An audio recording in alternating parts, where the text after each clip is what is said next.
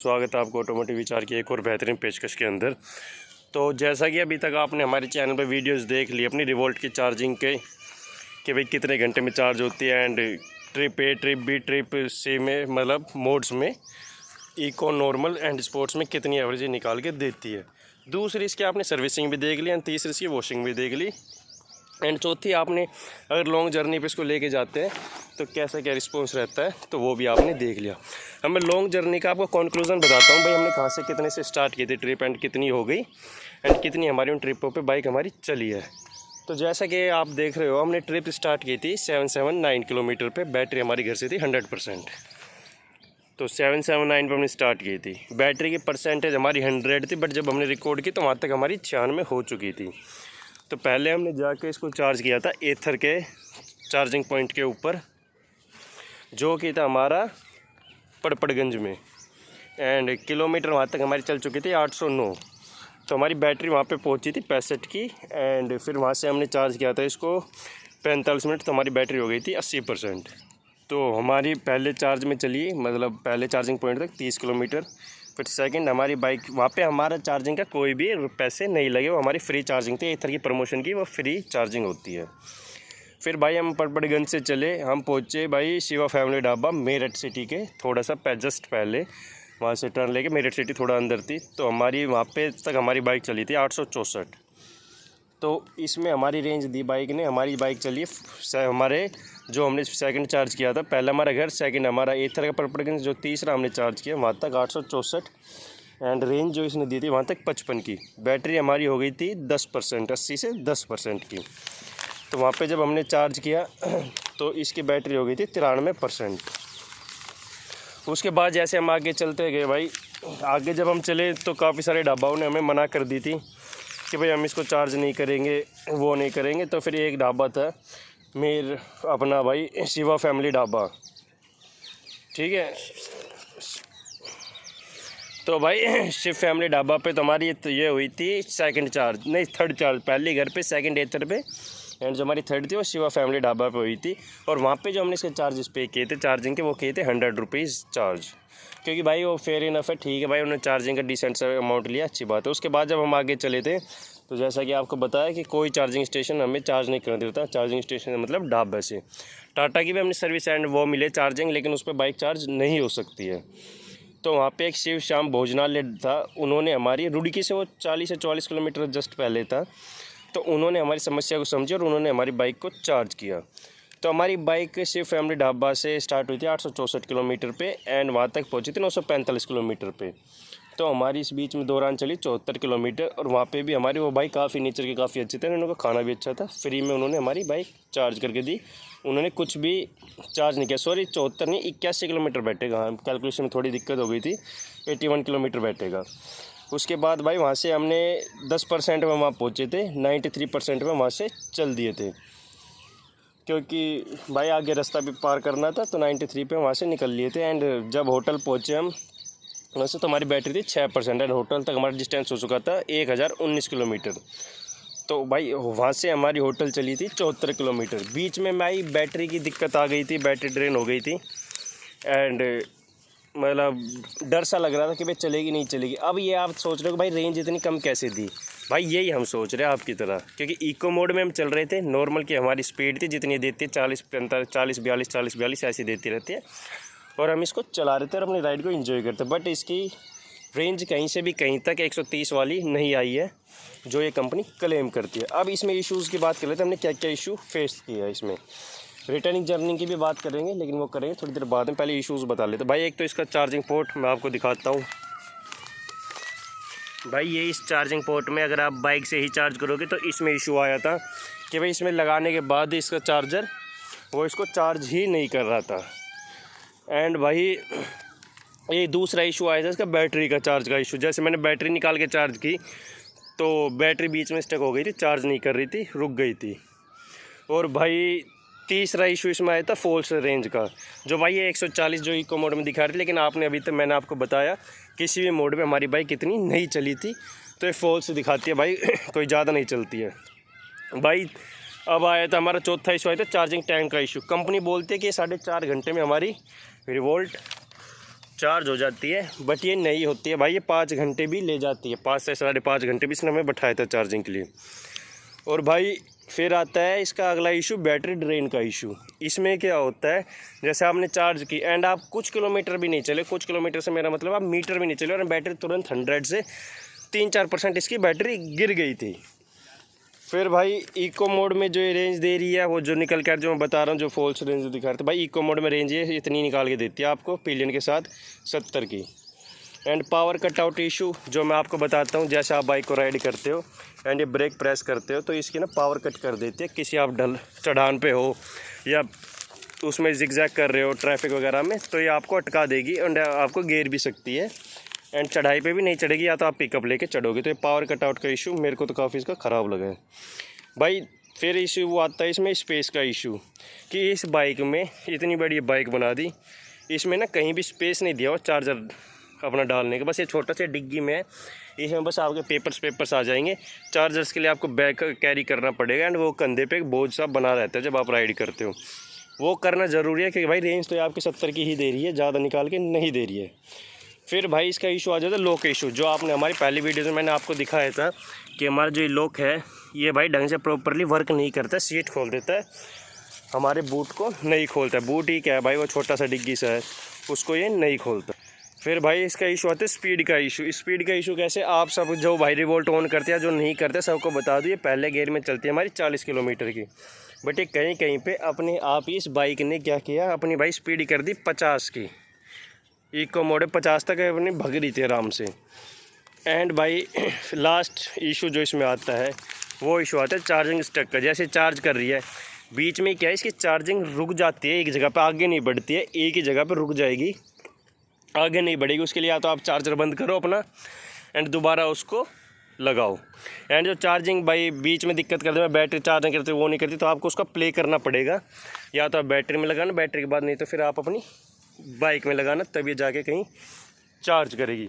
तो ये सब इशू मैं नहीं कहता कि भाई आप भाई भी फेस कर सकते हो, बट ये सब इशू इस बाइक पे मैंने इस अपनी लॉन्ग ट्रिप के ऊपर फेस किया। एंड इस लॉन्ग ट्रिप का मतलब ही यही था कि भाई क्या क्या इशू हमें निकाल के देती है। लोकल में तो ये ठीक थी, बट ये वहाँ पे नहीं चल के दी। तो बात करते हैं रिटर्न जर्नी में भाई, कहाँ से स्टार्ट किया, कितनी चली एंड क्या एवरेज इसने निकाल के दी। तो भाई जब फिर ऐसे हमने जब हरिद्वार से ट्रिप चालू की, तो ये ट्रिप चालू की थी हमने 1019 किलोमीटर पे। एंड फिर जब अब श्री श्याम भोजनालय पे, क्योंकि हमें भाई इस ट्रिप में जहाँ पे हमने चार्ज की उसी चार्जिंग स्टेशन पे दोबारा पहुंचना था, ताकि हमारी बाइक घर पे आराम से आ सके। तो 1019 पे हमने स्टार्ट की। जो मैंने आपको बताया था कि बैटरी ड्रेन का इशू है, वो थोड़ी दूर चलती बैटरी हमारी ड्रेन हो गई थी 4-5%। तो भाई शाम जी भोजनालय पे पहुँचे, 100% बैटरी करके चले थे, 11% बैटरी पे हम वहाँ पहुँचे थे। वहाँ तक हमारी बाइक 1096 में चल चुकी थी। तो इसने रेंज दी थी उस टाइम 77 किलोमीटर हमारी चली थी एक चार्ज के अंदर। उसके बाद हम शिव फैमिली ढाबा पे पहुँचे, वहाँ तक हमारी बाइक चली थी 1177 की, बैटरी परसेंटेज थी हमारी वहाँ पे 23 की। एंड तब इसने रेंज दी 81 की। आप देख रहे हो, स्टार्ट करके रेंज दी इसने 70 की, उसके बाद इसने रेंज दी भाई अपनी 81 की। अब आप ये डिफरेंस देख रहे हो, बैटरी भी 23% बच रही थी। उसके बाद भाई उनकी लाइट चली गई थी, हमारी बैटरी परसेंटेज वहाँ पे हुई थी 76। हम पूरा इसको चार्ज नहीं कर पाए थे, क्योंकि भाई चार्जिंग की बाइक है, ये इशू सबसे नॉर्मल है। अगर आपकी इलेक्ट्रिसिटी चली गई तो आप खड़े हो जाओगे, आप कुछ नहीं कर सकते एंड कोई भी आपकी फिर सहायता नहीं कर सकते। या तो इसको टोचन करके लाओ या इसकी RS से करवाओ। फिर चौथा हमने इसको चार्ज किया था सादिक नगर में, वहाँ पे था हमारा एथर का चार्जर, वहाँ पे फ्री ऑफ कॉस्ट चार्जिंग थी। एंड वहाँ पे 40% में हम पहुँचे थे, 85% चार्ज किया था हमने, 1.5 घंटे के अंदर ये चार्ज हमारी हुई थी। किलोमीटर हमारे चलते 1211।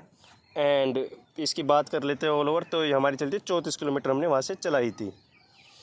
एंड उसके बाद जब हम घर चले तो भाई वहाँ से हमारी ये चली थी इतनी 33-34 किलोमीटर की सादिक नगर। फिर हम इसको चार्ज कर दी, फिर हम घर पहुँचे थे अपने 1264 किलोमीटर पे, तो हमारी चली थी 53 किलोमीटर। एंड घर पहुँचते पहुँचते हमारी बैटरी बची थी 20%।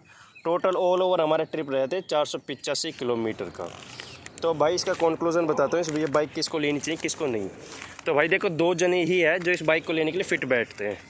पहला, एक जिसमें फ्री फंड का टाइम हो कि भाई इसको चार्ज कर सके आराम से और अपने भाई चले ही ना।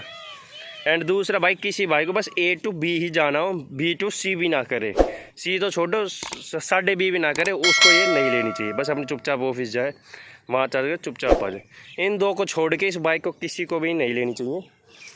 बेकार बाइक है, कोई ज़रूरत नहीं इसको लेने की। भाई इतनी प्रॉब्लम, इतने इशू, इतने हमें दिखा दिए। यही इशू देखने के लिए केवल A to B तो सही चल रही थी, या आपने देखा दिल्ली में सही चल रही थी, कोई इशू नहीं दे रही थी। बट लॉन्ग ट्रिप पे इसने अपने जलवे दिखा दिए। तो बस इसको 2 ही जने बाइक ले सकते हैं, या तो भाई अपने कोई घर से बिल्कुल खाली हो ले पे चल दिया, कितने टाइम चार्ज लग जाए, कितने एवरेज दे, कोई फ़र्क नहीं पड़ता। एंड दूसरा, जिस बाइक को सिर्फ A to B करना हो, इसके अलावा कोई भी भाई इस बाइक को ले या ना ले, भाई वो तो अपनी मर्जी है। हमने तो आपको बस इसके सारे कंक्लूजन बता दिए, हमने क्या क्या प्रॉब्लम फेस की है। एंड सर्विस वाली वीडियो भी आप देख चुके हो कि सर्विस का भी कोई रिस्पॉन्स है नहीं, तो वो भी एक मेजर पार्ट बन जाता है। बाकी तो इसको आपके ऊपर मैं छोड़ देता हूँ कि आप लेना चाहते हो या नहीं। एंड मैं आपको इसकी सीटिंग का और बता दूँ भाई, जो मैं भूल गया, लॉन्ग ट्रिप में इसकी सीटिंग जो है भाई बिल्कुल बकवास है, मतलब आपको दुखी कर देती है। एंड ऑल ओवर हमारी ट्रिप शुरू हुआ था भाई रात को 3 बजे, एंड अगले दिन ये ख़त्म हुआ था अगले दिन से अगले दिन रात को 10 बजे। तो इतना लंबा हमारा ट्रिप था, हम कहीं रुके नहीं, बस वो चार्ज करते रहे और चलते रहे, चार्ज करते रहे और चलते रहे। रुक के फ़ायदा भी क्या भाई, कहाँ ही रुकते। 4.5 घंटे तो वैसे बैठा रही थी, 4.5 कभी 5 घंटे बैठा रही थी, 5.5 घंटे भी बैठा रही थी चार्जिंग के लिए। तो अब मैं अपने पिलियन जो मेरे साथ गए थे उनका मैं आपको रिव्यू शेयर करना चाहता हूँ। देखिए, ना तो इस बाइक को ऑन करते, ना उन्होंने चलाई, ना कुछ। मैं एज मतलब कस्टमर उनका रिव्यू जानना चाहता हूँ, क्या वो मेरे साथ इस ट्रिप के बाद इस बाइक को लेना चाहेंगे, उनके क्या रिव्यू थे, उनको कैसी लगी चार्जिंग टाइम को लेके, चलाने के ऊपर, एंड क्या वो सोचते ईवी इस बाइक को लेके। तो ये हमारे साथ है मिस्टर शुभम पांडे। तो बताइए कि आप मतलब क्या सोचते, सबसे पहले तो ईवी बाइक को लेके सोचते भाई, इसके ईवी व्हीकल को लेके क्या आप इसको ऑन करना चाहेंगे, एंड इसके फ्यूचर को देख के आप देखते हुए आप क्या सोचते हैं? भाई करंटली तो मैं ये बताऊँ, मैं अभी ईवी बाइक लेना चाहूँगा ही नहीं। उसका रीज़न, मैं हरिद्वार गया यहाँ से आपके साथ में जी, ठीक है, जिसमें से मेरे को 48 घंटे लगे, मैं टोटल आने जाने में 20 घंटे चार्जिंग में लगे इसके। 20 घंटे क्या ही हम लोग घूमे होंगे, क्या ही हमने एंजॉय किया होगा। 20 घंटे ढाबे पे बैठे हम लोग। नहीं, बेसिकली शुभम पांडे जी ये बताना चाह रहे हैं इसमें, जो हमारे चार्जिंग का टाइम है, कहीं 4.5 ले रही है, कहीं 5 ले रही है। अगर इसको फास्ट चार्जिंग कर दिया जाए तो ये इशू काफ़ी हद तक सॉल्व हो सकता है। एंड आप प्लस आपने शेयर कीजिए। Let's continue Pandey ji. और जो इसका चार्जिंग भी है, जब बिजली रहेगी तभी चार्ज होगा। मान लो कहीं आपको बिजली नहीं है, जी कैसे जी, चार्ज करोगे आप? ये भाई ये तो घंटों बैठे समस्या रह है। जाओगे। मान लो वहाँ RS सपोर्ट भी नहीं है, ऐसी जगह आप पहुँच गए जहाँ सपोर्ट भी नहीं मिल रहा, फिर क्या करोगे आप वहाँ पे? तो अभी इसका लेने का कोई फ़ायदा नहीं है। प्लस इसका सीटिंग सबसे घटिया सीटिंग है इसकी। मैं MT पे भी घूम के आया हूँ, मैं KTM पे भी घूम के आया हूँ, लेकिन जो इसका सीटिंग है बहुत बेकार सीट है इसकी, कंफर्टेबल बिल्कुल नहीं है ये। अच्छा, एंड आप क्या सोचते हो इसके फ्यूचर्स को लेके? मतलब आप, अगर मैं आपके सामने 2 बाइक रखता हूँ, एक रिवोल्ट की अपनी ईवी एंड एक नॉर्मल अपनी स्प्लेंडर भी रख देता हूँ, तो आप कौन सी चूज़ करोगे और वाई? मैं अपनी स्प्लेंडर भी चूज़ कर लूँगा, ईवी तो मैं चूज़ करूँगा नहीं रिवोल्ट की। अच्छा, बिकॉज अब मैंने बताया इसकी चार्जिंग इशू, हाँ जी, ठीक है, सीटिंग कंफर्टेबल नहीं है इसकी। प्लस ये जो एवरेज दे भी नहीं पा रही, कभी कुछ दे रही है कभी कुछ दे रही है, तो मैं इस पर भरोसा करने लायक नहीं है। इससे बढ़िया अपनी स्प्लेंडर है। अच्छा, मैं उसको 30-40 की स्पीड भगाऊंगा, आराम से जाएगी वो मेरी। अच्छा, तो बेसिकली अभी आप ये कहना चाहते हो कि रिवोल्ट मतलब ईवी बाइक का, रिवोल्ट का ही नहीं, सिर्फ ईवी का भी फ्यूचर आया नहीं है, उसका फ्यूचर आने में भी टाइम है, जो प्रॉपर चार्जिंग हमारे पोर्ट्स वगैरह जगह जगह मिले। ईवी बाइक लेने में अभी मिनिमम 5-6 साल वेट करना चाहिए, क्योंकि प्रॉपर नहीं है ना इसकी चार्जिंग स्टेशन है, ना ये प्रॉपर फास्ट चार्ज दे रही है, ना ये एवरेज दे पा रही है। उल्टा बैटरी इसका और इशू है, मतलब कभी कभी बैटरी इसकी हीटअप होने लगती है, जहाँ हीटअप होगी इसकी एवरेज पूरी गिर जाती है। जी, तो भाइयों ये थे हमारे पिलियन शुभम पांडे जी। देखिए ये तो कितने फ्रस्ट्रेटेड हो चुके हैं, ना तो इसको ऑन करते, ना इन्होंने इसको चलाया, ना इन्होंने इसको चार्ज किया, एंड ना इनका भी तो कुछ भी। ये था एक मतलब आप बंदे का जो नॉर्मली इसको लेके सोचता है ईवी इस बाइक को लेके, एंड जो मेरे साथ ट्रिप पे गए थे भाई वो कितना फ्रस्ट्रेटेड हो गया है। तो ये सोच समझ के लेना कि आप कितने फ्रस्ट्रेटेड हो जाओगे। यहाँ पे एक बंदे और है, मैं इनका रिव्यू और ले लेता हूँ ईवी इस बाइक को लेके क्या सोचते हैं, अटैच हम उसको कर देंगे। एंड ये जो बंदे हैं अब जो इसका मैं करना चाहता हूँ, ये ऑटोमोटिव सेक्टर से ही है, तो ये काफ़ी अच्छा बता पाएंगे कि ईवीज़ को लेके क्या विचार है। तो बताइए सर, इनका नाम है नितिन जी, बताएं। हेलो गाइज, मैं नितिन हूँ। तो जैसा मेरे दोस्त लोग आपके साथ शेयर कर रहे हैं अपना रिव्यू, वगैरह ईवी के रिगार्डिंग। तो सर इनका रिव्यू मैं देखने के बाद बता पाऊँगा कि मैं ईवी तो अभी इस टाइम पे प्लेटफॉर्म पे नहीं लेना पसंद करूँगा, ड्यू टू क्योंकि गवर्नमेंट भी अभी बोल रही है कि ईवी लो, ईवी की तरफ ज़्यादातर कस्टमर्स को फोकस करा रही है, बट ईवी अभी प्लेटफॉर्म नहीं बना है लॉन्ग टूर्स के लिए। तो मेरा जहाँ तक आइडिया है और जहाँ तक मैंने इनकी बातें सुनी है और देखा है इनका, जैसा कि इनका बीच बीच में मेरे पास कॉल भी आता रहा कि भाई हम अभी चार्ज कर रहे हैं, अभी बाइक ये कर रहे हैं, तो उसके अकॉर्डिंग तो मैं बोलूँगा नहीं कि आप लोग ईवी पे जाएं। और मैं इसको देख भी पा रहा हूँ, तो ना मेरे को ऐसा कुछ लग रहा है कि इतना पैसा लगाना इसके ऊपर सही है, इस ईवी के ऊपर। जहाँ तक मेरा आइडिया है, आप अभी तो फ़िलहाल करंटली में ईवी लो तो लोकल के लिए लो, ऑफिस से घर, घर से ऑफिस, दैट्स इट। क्योंकि आप लॉन्ग टूर पे निकलते ना तो इसका कोई मैकेनिक मिल पाएगा आपको, ठीक है, प्लस में आपको ना इसका स्कैन करने का कुछ मिल पाएगा, क्योंकि आप अदर उस पर जाते, जैसे कि मैकेनिकल कुछ उस पर जाते, पेट्रोल या डीजल, कोई भी आप स्कूटी बाइक कुछ भी लेते हैं तो उसका मैकेनिक आपको ईजिली मिल जाता है। कहीं पे भी अगर आपको कोई फेस इशू करना पड़ रहा है तो हो सकता है आप धक्का लगा के या कुछ भी करके उसको स्टार्ट भी कर सकते हैं। थोड़ी बहुत नॉलेज अपनी है, इतना तो इंडिया में जुगाड़ कि आपको स्टार्ट करके दे देंगे वो गाड़ी। बट ईवी में आप क्या करेंगे, ईवी में ना तो वो कोई सेंसर छेड़ सकता है, ना उसको ये पता होता है कि बैटरी का कहाँ पे क्या है। तो मैं आपको टोटल कंक्लूजन बताऊँ तो आप अभी ईवी प्रेफर मत कीजिए लॉन्ग टूर्स के लिए। आप अगर ईवी प्रेफर कर रहे हैं तो ओनली लोकल, घर से ऑफिस, ऑफिस से घर, दैट्स इट। और 1-1.5 लाख रुपए की आप इस बाइक को लेंगे और वेटिंग में प्लस चल रही है, सर्विस इसकी पुअर जा रही है, तो मैं बोलूँगा नहीं आप इस ईवी को लो। स्पेशली मैं रिवोल्ट को टैग करना चाहूँगा कि रिवोल्ट तो बिल्कुल ना लो। एथर मैं फिर भी सजेस्ट कर दूँगा कि आप एथर पे जाओ, क्योंकि एथर इससे बेटर लुक में है, बेटर स्पेस है उसमें, बेटर फास्ट चार्जिंग स्टेशन है। आपको दिल्ली में, NCR में, गुड़गांव में आपको मिल जाएंगे उसके जितने भी है। बट आपको इस पे मत जाइए, रिवोल्ट पे रिक्वेस्ट करूँगा। अगर आप मानना चाहें तो बेस्ट है, अदरवाइज़ आपका पैसा है, आप कुछ भी करें।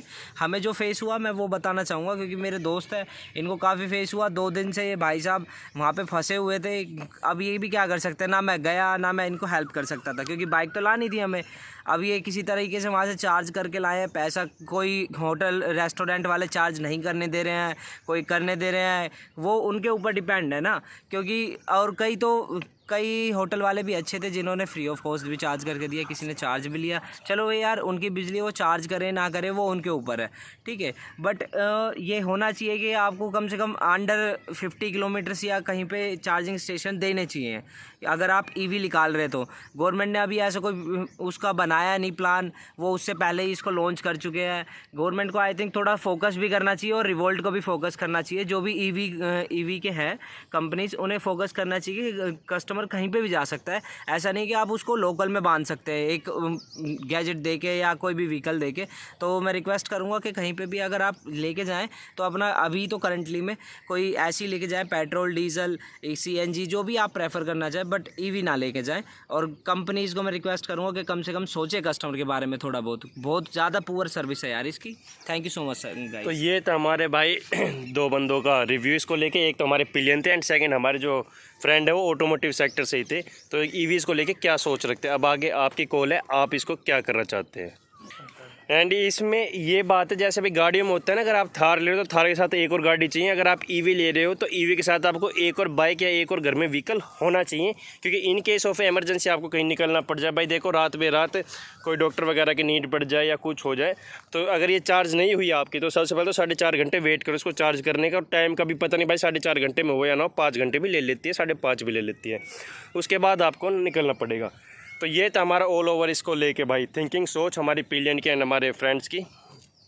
अगर आपको हमारी वीडियो अच्छी लगी हो तो प्लीज़ इसको सब्सक्राइब कर दिए हमारे चैनल को एंड बेल आइकन को भी दबा देना। एंड आप क्या थॉट रखते हैं तो कमेंट बॉक्स ओपन है आपके लिए, आप भी उसमें जाके नीचे अपने कमेंट्स डाल सकते हैं रिगार्डिंग ईवी व्हीकल्स। आप ईवीज़ को लेके क्या सोचते हो एंड कब इसका फ्यूचर आने वाला है।